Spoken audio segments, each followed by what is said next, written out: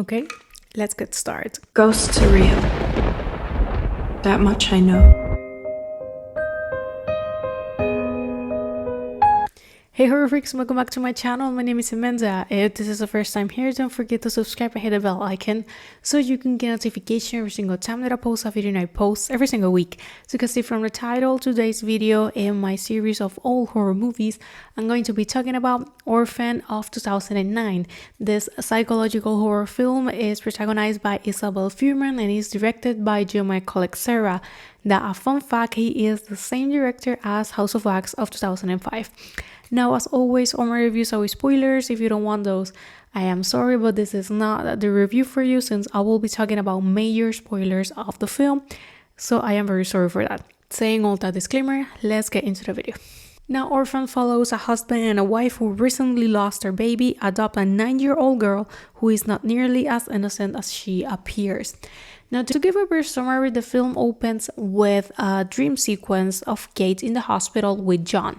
She's about to give birth to her third child, Jessica, but she has a miscarriage. Now, although it's a dream sequence, this was actually happened. She miscarried. It was a very traumatic experience, and because of this, she's not able to have any more children.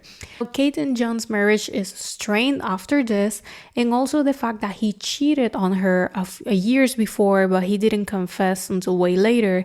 And Kate is also a recurrent alcoholic, so they're having a lot of trouble already, but they think that having a third kid is going to solve their problems, right?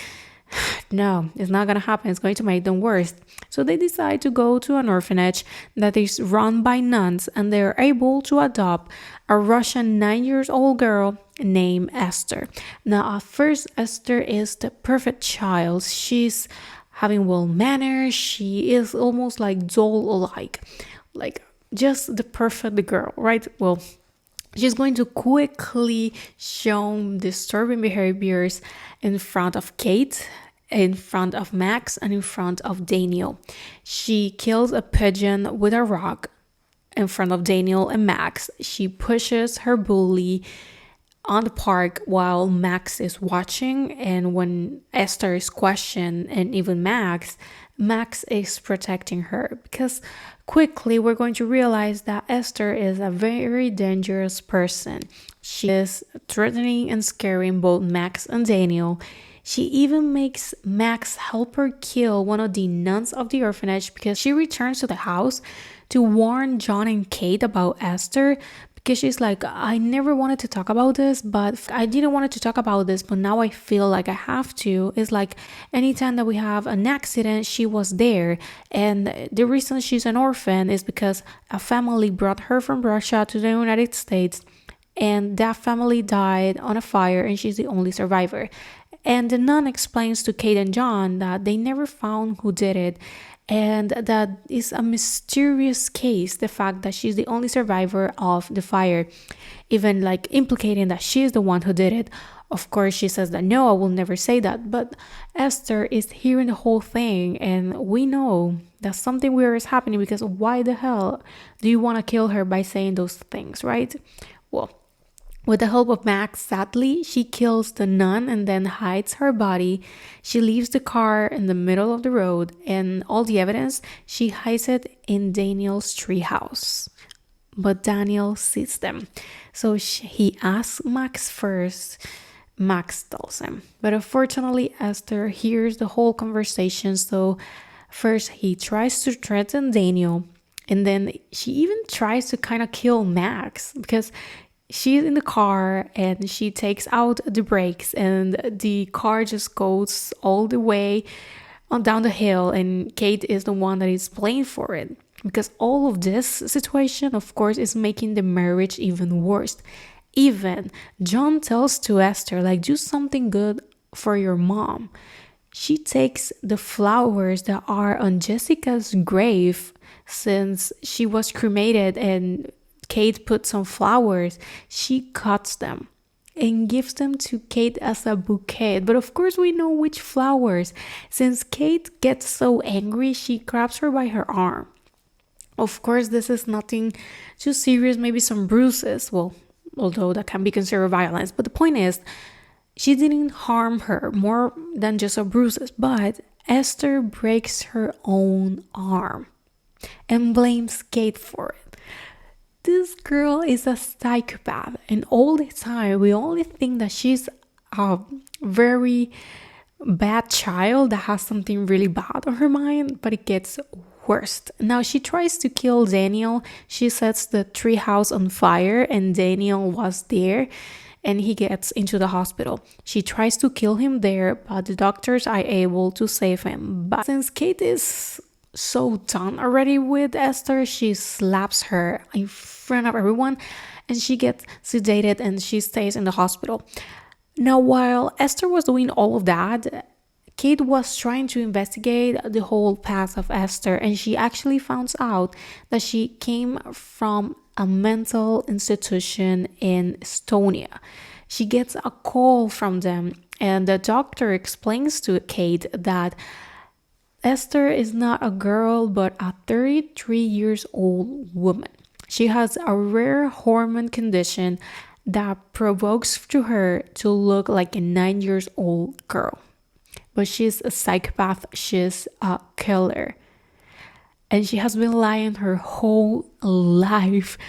This is such a huge plot twist because as Kate is having the call, we're seeing Esther doing the transformation because she tries to seduce John. Of course, John is not having it either. So in this point, Esther is so damn furious that she takes like the mask. She takes her fake teeth. She's always wearing some ribbons in her wrist and also her neck. And when she takes them out, we see that she has some scars that were from the mental institution. And the makeup. This is such a scene that I still have in my mind because I have watched this film thousands of times. And it still has the same effect. She's taking everything from her face, and this is when we see her older and the monster that she is. Now Kate rushes home, unfortunately not fast enough, and Esther, well, her real name is actually Lena, she kills John. She stabs him, she cuts the electricity. So it's now Max and Kate against Esther/Lena. After some fighting, and Kate was able to call the police, Kate is able to kill Esther/Lena by kicking her on the head, and she breaks her neck and she ends at the bottom of the lake. And that's how the film ends. Now, there's an alternate ending of this that instead of her dying on the lake, Esther stays in the house while Kate and Max, they leave. And when the police arrives, she changes to her little girl clothing because she wears like pretty dresses, things that of course make her look even younger, but with her face all covered in cuts and bruises.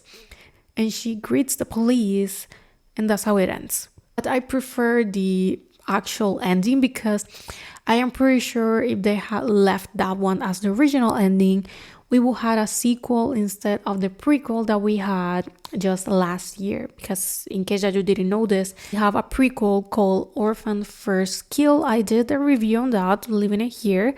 A fun fact is that one of the first videos I ever made on this channel was about the announcement of the prequel back in 2020. I'm not going to tell you to watch it because I'm pretty sure that is horrible. The quality must be so bad. I don't want to even look at it. But it's just a fact, and I also really like that Orphan was one of the first films I ever talked on my channel that gave me some kind of traction since the video had some views. So that brought me some subscribers. So I will always remember that. Now, the things I like about this film. First is a plot twist.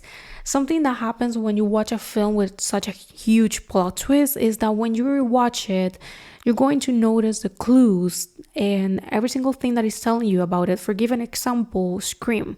When you watch Scream after watching for the first time and knowing who is the killer, when you rewatch it, you're going to realize that the signs of who is the killer are there and becomes pretty obvious.